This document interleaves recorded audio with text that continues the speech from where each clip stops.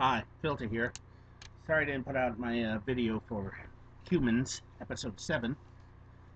Okay. This episode I'd like to call Family. It starts out with Karen having memories of David Elster and Leo Elster and some type of weird shock that happens. Then we switch over to Maddie watching a We Are People rally. Then at some point we have a situation with Mia and Laura. Laura has come to this point where she doubts herself as a mother, and you could tell she's doubting herself as a wife. And Mia actually kind of sets her straight, which is just very bizarre. Joe comes home to try and patch up the BS that has happened, and he's trying his best, and of course he has a nice little awkward moment with Mia, not realizing that the Anita persona and the Mia persona are two separate entities. It's still awkward. Then we switch to a scene with Pete searching Karen's home to find nothing. I think he's searching the house, her apartment, to see, because I think part of him doesn't want to believe that she's a synth. Now, when it comes back to Karen, we realize that she's actually a construct to be in the form of Leo's mother, Beatrice. Beatrice and Niska, let's just say they have this weird sort of love-hate thing going, because they can't believe that one is still alive and the other isn't, that sort of thing. And Beatrice realizes, to her, she's got a form of self-hate. She wants to die. She really honestly wants to die. Niska, on the other hand, well, Niska is on the verge right now because she knows that this program to turn all the synths into self-aware entities, she's really thinking about the revolution now. She's plotting a total revolution. Oh, boy. Unfortunately, throughout the entire situation, Karen accidentally kills Milliken and Niska. Niska, when she's walking out, she's actually shaken by Milliken's death. She's actually shaken. She's like, oh wow, this human that actually saw me as a person. And also later on in the episode, she does have now something that Milliken told her about having a fear of death allows you to live. It makes you want to live to the fullest because you know that you can die. And you could tell, it shows up later on in the episode. When Dr. Milliken is dying, a very interesting scene happens. Odie comes down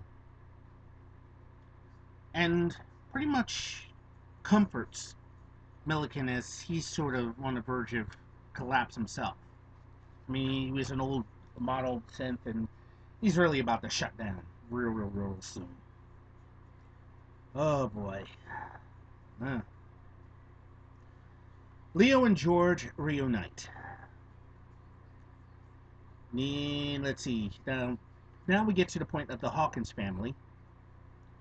Toby and Maddie aren't all that happy about Joe being there, Joe Hawkins being there. The only one, again, who seems to be totally oblivious is Sophie. This is God bless that little girl. She has no idea what the fuck is going on. Oh, wow. Niska lies about Beatrice being alive. And let's see. After Leo and George find Max, they try an emergency surgery to bring him back.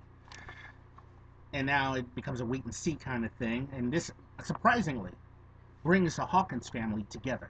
I mean, all the brothers and sisters are there of the Synth family, of the Elster family, and all the Hawkins are together because they're trying to work to do this. Toby's holding Max's hand, and Laura's trying her thing, and Joe's trying to do something. Niska's doing her thing, and then at one point there's a scene in which Niska is kind of learning about being human from, of all people, Sophie, because Sophie says something inadvertently, which kind of almost gets Niska pissed off, because she says, "You look just like my doll," and Niska being treated like a sex doll, pretty much. And you could tell she's a little annoyed by that. At one point, we get to a scene where George kind of zones out. Something's happening. He knows something is going down. You don't know what. I guess it'll be revealed in the next episode. And something else kind of screws up, and that is Karen runs into Hobbs. How Hobbs did not recognize it the first time is bizarre. But then again, been in a situation where you run into somebody, they look like somebody you know, but you're thinking, oh no, that couldn't be them. So Karen winds up selling them out. She winds up selling them out. She helps hunt them down, and you know, the cops show up at the Hawkins house at one point to confront Joe about him calling the cops originally, which got Max kind of fucked up in the first place. And Laura goes back into really, really bitch mode. And again, Mia kind of becomes a little on the almost a Mary Sue kind of. I don't know. She gives sage advice to Laura, basically telling her to loosen the fuck up. Oh boy. Pretty much by the end of the episode, Beatrice slash Karen basically sells them out. Hobbs captures them. Oh, also, Niska cover is blown because when the video of her going all Skynet at the synth beat 'em up a rally or something is actually shown, that's when the you know what begins to hit the fan. And Laura kind of wants them all out of the house. Then the cops show up to take them all away. Now, my honest opinion on this episode, again, it all seems to deal with family. And the weirdest thing, again, kind of goes back to Karen, Beatrice, and the fact that she exists, but she doesn't want to exist. Why she decided to give up a life, the life that she has, for her own self-destruction is beyond me. Why she's doing it just doesn't really make all that much sense, but at least to me. I personally, I don't know.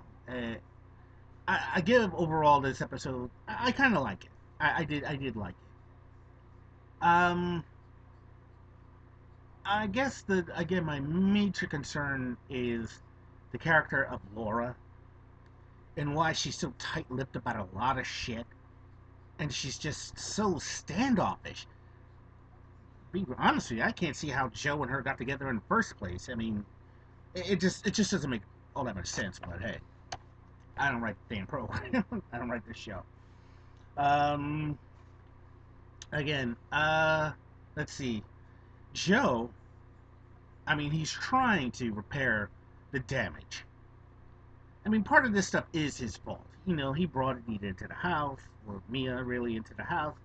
He had no idea that things would just turn out the way it did. You know, it's like you win the lottery, but not in a good way. You know, somehow or another you're selected to go do something that you never wanted to do in the first place.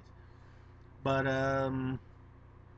like I said, I give this an overall thumbs up. I actually like this episode, and I really hope that there's going to be a decent resolution to this. I don't know how many seasons are left in this, but I really honestly hope that they establish some more interesting socio I'm sorry, social issues pertaining to artificial life forms.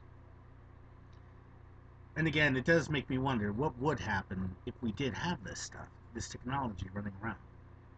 I mean, we're talking maybe within the next decade we'll have the stuff that you see on television. You know, I mean, who dreamt of the cell phone? I mean, outside of Ray Bradbury, who honestly dreamt of the cell phone? you know.